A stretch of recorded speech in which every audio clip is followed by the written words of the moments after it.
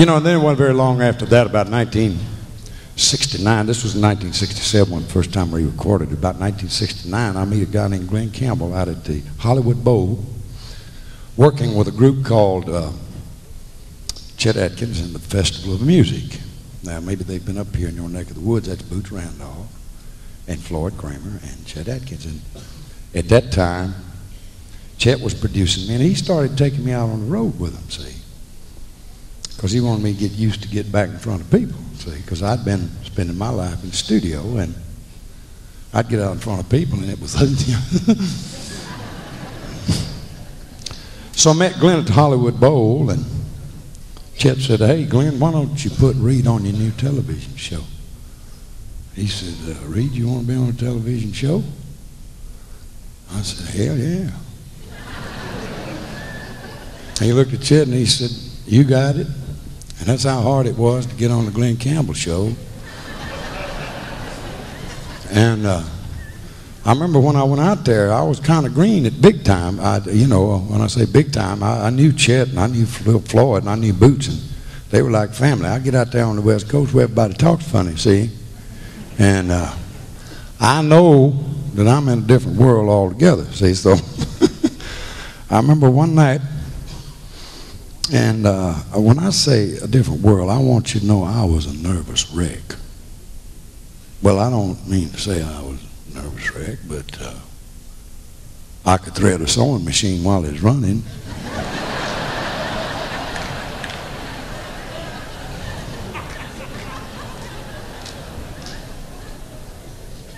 Now that's quick, at least, ain't it? Huh? Well, sure it is. See, I don't know nothing. I know that, right? So anyhow, Glenn was always trying to help old Jerry be cool by saying, "Hey, Reed, be cool." I fooled him a lot. I said, "I'm cool."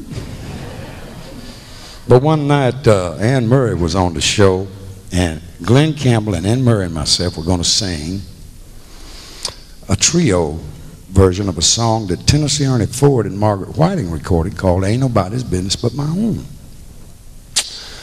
And they brought in the audience. We rehearsed it. Glenn was sitting down there, and Ann was sitting there, and I was sitting here. And she'd sing a verse to Glenn, and she'd sing a verse to me. And it was that old "Nobody's business, there ain't nobody's business," you know, that old song. So one of the verses to me was, "Hey, Reed, how come you got so much cooking? You ain't rich, you ain't good looking." And I'm supposed to look at the camera and say, "Well, that ain't nobody's business but my own." Woo. Well, an 8-year-old retarded orangutan can remember that, can't he? Huh? Sure he can. Right? Right? Wrong. See, I'm talking wrong, see, because you forget the nervous factor, see. She turned to me and said, "Hey, Reed, how come you got so much cooking? I mean, the studio's full, the camera's on and everything. How come you got so much cooking? You ain't rich, you ain't good looking." I looked at the camera. I couldn't remember the first damn word of nothing. You want me to recite you a little Chinese algebra while I'm about it? See, that's how blind. Well, and you know, the mind's a funny thing. In those few seconds that my mind's blank, the thoughts are coming through. 30 million people, fool. You're in front of 30 million people, see? And Mama's one of them, see? Well, I had to say something, so I looked at the camera and I said, "Well, Annie, when you're hot, you're hot." See? Right? Well, they knew, see, all them people knew I done screwed it all up, see, but they didn't care. They were just laughing like y'all. But see, when they laughed like that, see, the way they did, my little genius brain kicked in. And I said, "That's a hit song, and I'm going to go write it." And I did. Glenn let me have an office out there. It was the bathroom over the side of the stage. So I went into my private office, and I got some of my personalized private stationery off that roll. And I wrote down the words to When You're Hot, You're Hot, see, and I put it out. And it started in the toilet, boys, but it didn't stay there. When you're hot, you sweat, and it goes like this.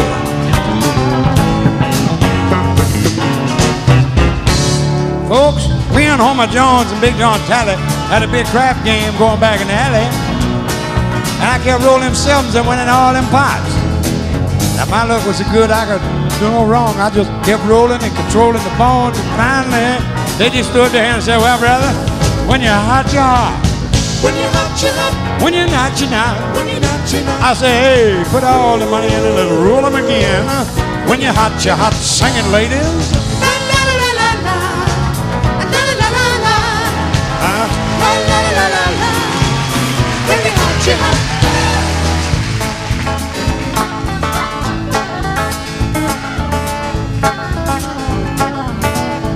Somehow it ain't the same. I can't tell you.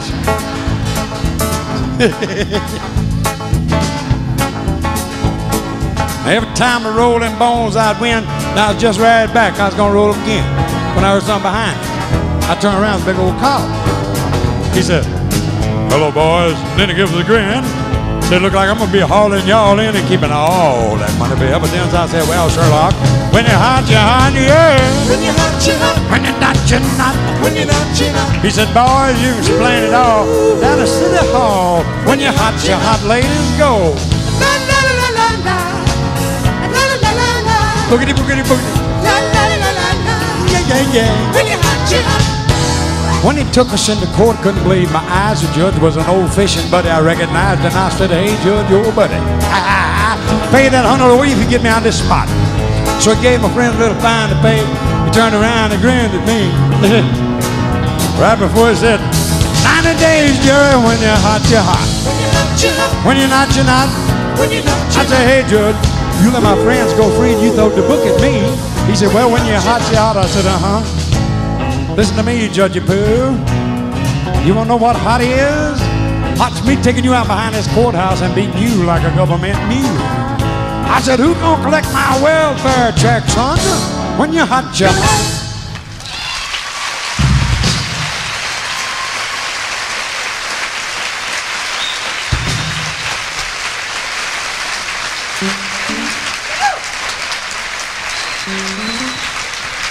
It's that time, boys. Get your horns on. I hope y'all like banjo playing and fiddling and mandolin playing and piano playing and bass fiddling and drumming, because the next portion of the show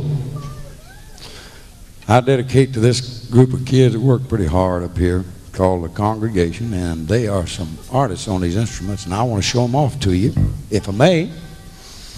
We're going to do a tune that was written by our banjo player over here who used to work with Earl Scruggs, and everybody knows Earl Scruggs. Or you ought to. If you ain't, you're goofy.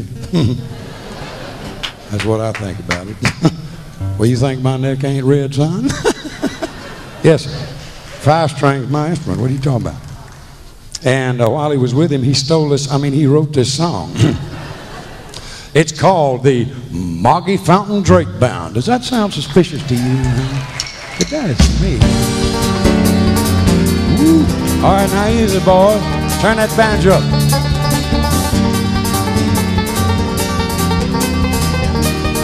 Yeah, feeling good now. Go, Bud Road.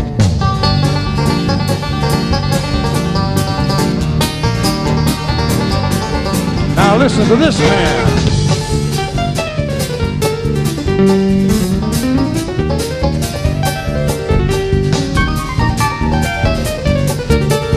All right, Bob Patin on the keyboard. Eat it up, son.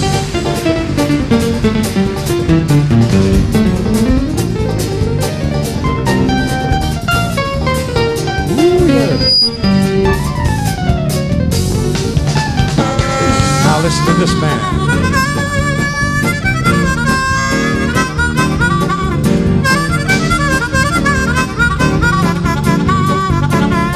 Rufus Green, I love it so.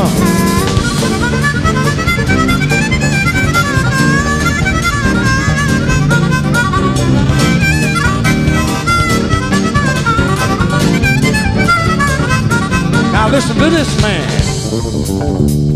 Yeah,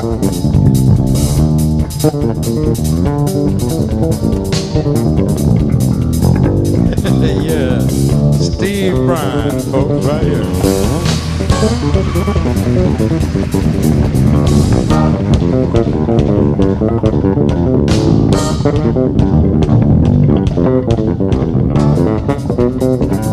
Yes, sir. Now listen to this man on the drum.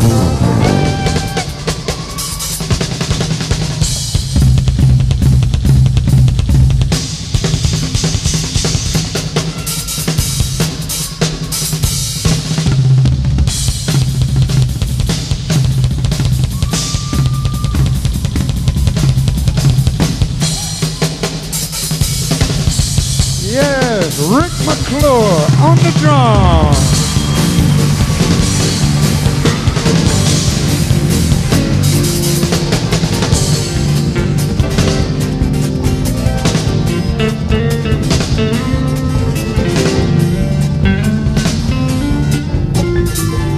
I don't know any bastard tunes, so I'm gonna just pick one, boy. All right, now get it booked.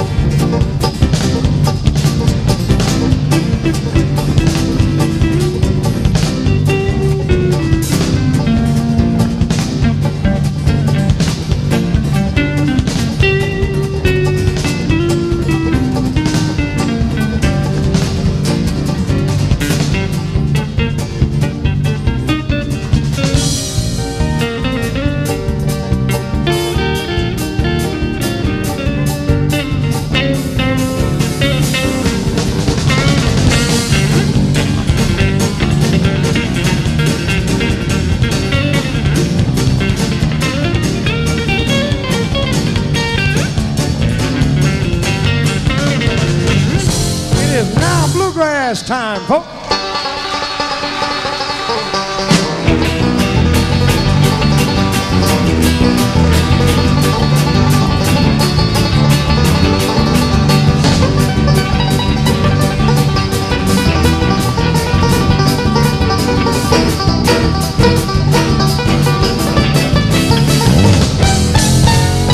Thompson Station, congregation.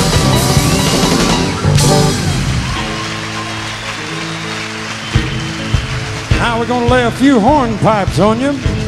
Start with one called The Red-Haired Boy that features this fiddler. Here's your bagpipes, son. Are you ready?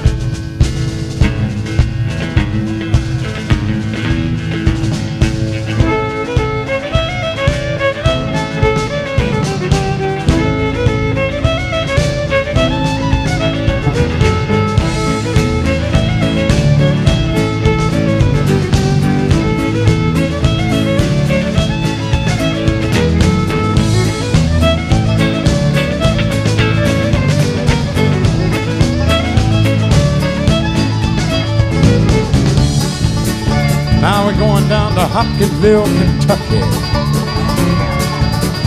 Boy, and it's Friday night. And them rednecks out there in the sawdust sliding around, square dancing to the floppy beat.